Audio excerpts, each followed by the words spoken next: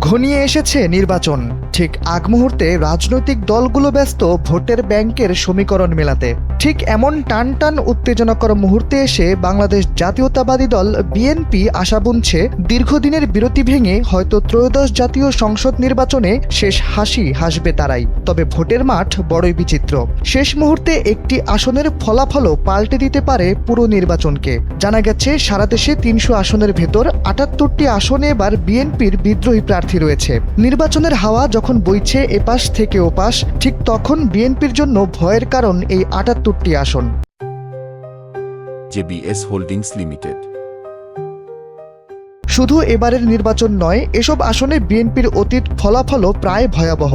নোয়াখালী, কুমিল্লা, নারায়ণগঞ্জ, টাঙ্গাইল, ময়মনসিংহ, নাটোর ছাড়াও হবিগঞ্জ, সিলেট, পিরোজপুর, পটুয়াখালী, বরিশালের কিছু নির্বাচনী আসনে বিএনপির অতীত নির্বাচনী ফলাফল ততটা আশাব্যঞ্জক হয়নি। ২০০৮ সালের নির্বাচন ও ১৮ নির্বাচনে বিএনপির প্রার্থীরা এখানে হেরেছিলেন আওয়ামী লীগ ও জাতীয় পার্টির প্রার্থীদের কাছে।